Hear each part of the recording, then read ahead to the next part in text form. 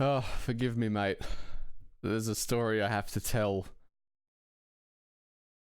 Uh, it's okay. So me and a mate of mine, we sort of we got single around the same time. So we sort of went on that journey together, and he was quite fond of Tinder. Really, that was his coping mechanism.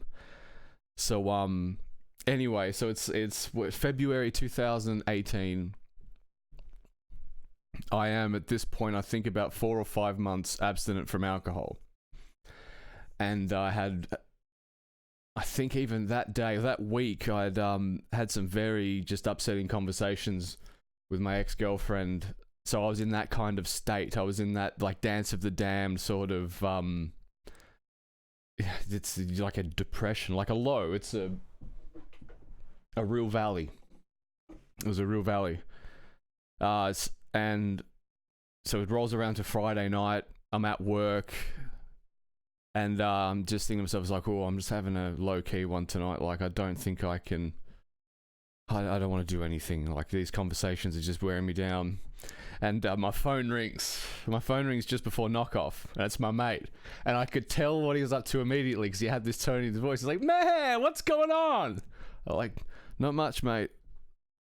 Just knocking off from work, thinking of having a low key one." He's like, do you want to go on a double date with me? A double blind date? I was like, oh. It was like what the last thing I wanted to do. But I don't know, something told me I had to at least try. And fathom the idea of meeting new people and someone else, try and get the next great romance or whatever. So and I could tell he was keen because he just had it in his voice. He's like, okay, I'm not gonna like, my friend's on and up. Like, I'm not gonna try, do anything to try and, not gonna do anything to compromise that. I'll do the right thing by my friend here. And anyway, he's like, oh, I'll get photos, because he's never met this girl that he was gonna see. But apparently she had a housemate that was newly single and wanted to go out as well. And I thought, oh, that's fine. And anyway, he manages to get photos, like Tinder magic, Tinder wizardry, manages to get photos of her and her friend. And he sends me a picture of her friend. I'm like, oh, she's lovely. Okay, she doesn't look like a drug addict. She looks quite lovely. So we go to, it's like a Friday night, like a street eats thing. And it's a cool band playing, and we're waiting for these two girls to show up.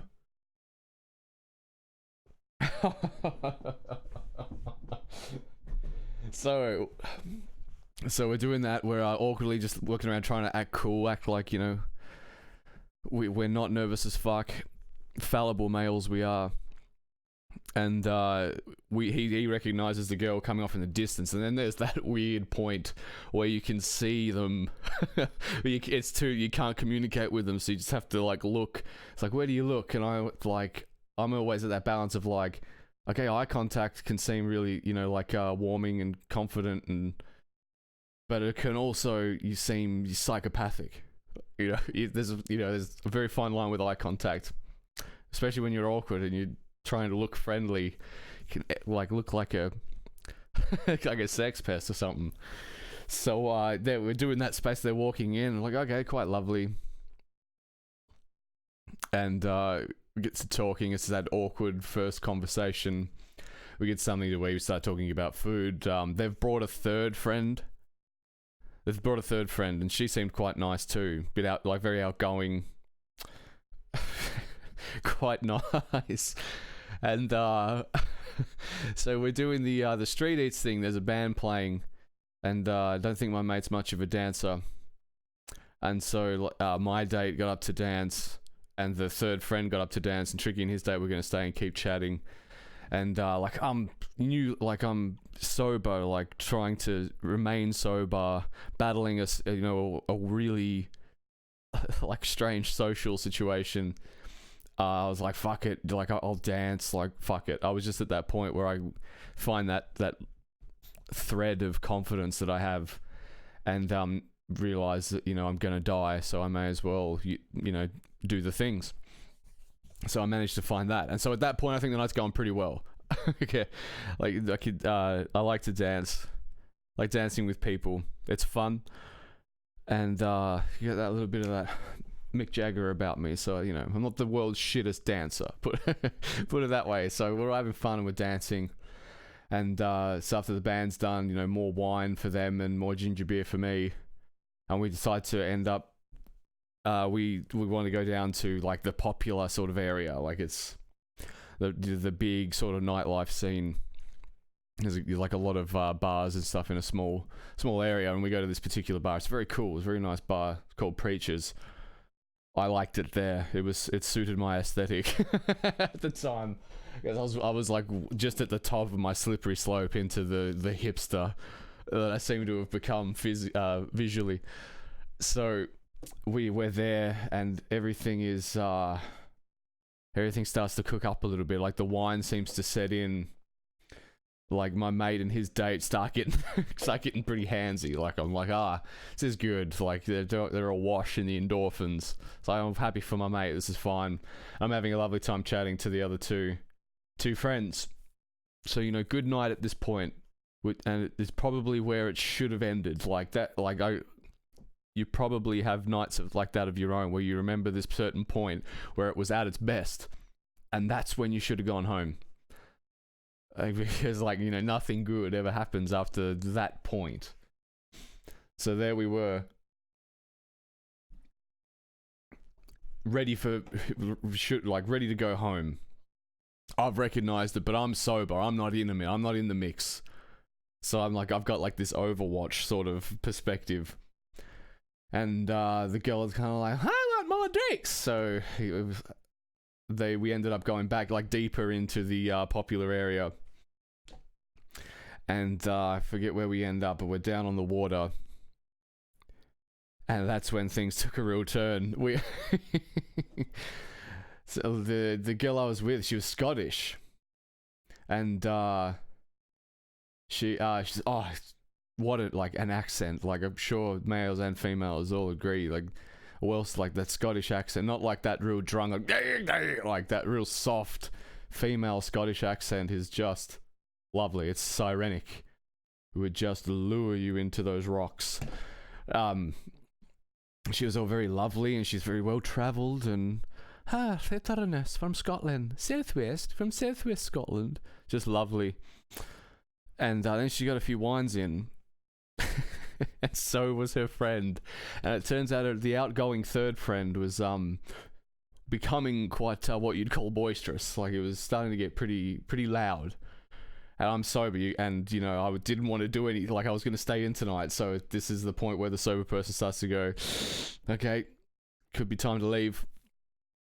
And so anyway, before I get a chance, like, I'm looking for that opportunity to up and out. I sort of look out and realize that my friend and his date are gone, and it's like we don't know where they are for a bit. And so anyway, the Scottish girl, like my date, was started to get a bit drunk and tell me about why her relationship had ended, why she was newly single, and fuck this poor son of a bitch. But it turns out her boyfriend was like collecting like sex Snapchats from other girls, and they'd like been going out a year and a half. They just gotten a place together, they just gotten a dog together. Like, it was about to, you know. I think it's getting pretty serious. We've been chatting online for 4.5 hours a day. I'd say it's getting serious. So they were there, and he had like an iPad that he'd film his phone on and just collect these fucking videos. This poor bastard. It turns out, they got a mate that knows him, and apparently it's a full-blown fucking porn addiction. Like, it's fully. He's in, like, therapy for it, because he can't fucking get enough of the shit. Like, fuck, wow. So, so I'm hearing this girl, she's pouring her heart out to me, and then, you know, at that point, I was very empathetic towards everything, because I'd just been heartbroken myself. So, like, it was the first time in my life I'd felt real empathy. So, sat there and listened, and man, she was really fucked up by it. And then, again, another dip in the mood, because the loud, boisterous friend was just basically screaming that she wanted to go home and smoke weed. I finally spot my mate, and he's off making out like I'm talking like like crazy on the corner, just like on the corner of this place. I'm talking like up against the sandstone wall, like leg up, like fucking macking hard. And then my date takes she takes a turn for the worse when she sees her ex-boyfriend walking into this place. And she went from very lovely, oh, traveling's good, it's really good, it helps you get perspective on your problems, to like, I want to fucking kill him. So there I am, trying to talk this girl down from going in and bottling her ex. My mate's off making out like a tramp in the street. And this chick is just yelling that she just wants to go home and smoke weed, like it's a full-blown tantrum at this point. And I just like looked down at my ginger beer and I just like thought I just gave myself one of these. I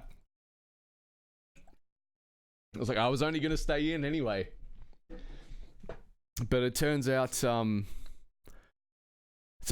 she did. I leave at that point. It turns out Scottish girl did go in and cause a scene in that bar. The boisterous friend finally got away and they went home to smoke weed, apparently, because my mate went back with his date. And I don't know if I actually warned him not to, but if I did, I kind of remember him saying to me, he's like, man, I'm not going home with her. No way. She's a mess. This is a mess.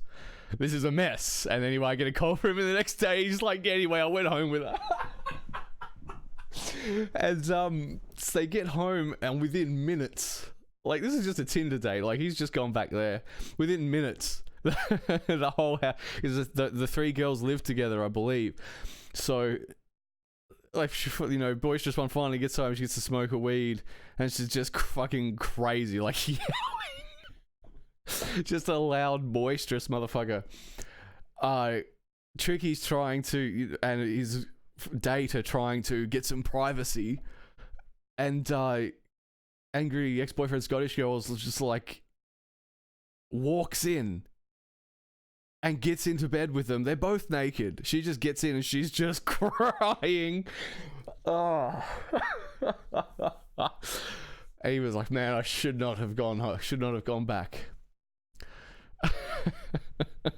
That's the bull though, isn't it? So hard to resist. So yeah, that was one of the many things that's made it pretty easy for me to remain off alcohol. I can't even really remember it being that hard, but there's just been certain behavior I've seen in other people that I recognize in myself, and man, I could never like lose control like that ever again. Wow. No, that's the blind date. The blind double date I went on with my friend. Too good not to tell.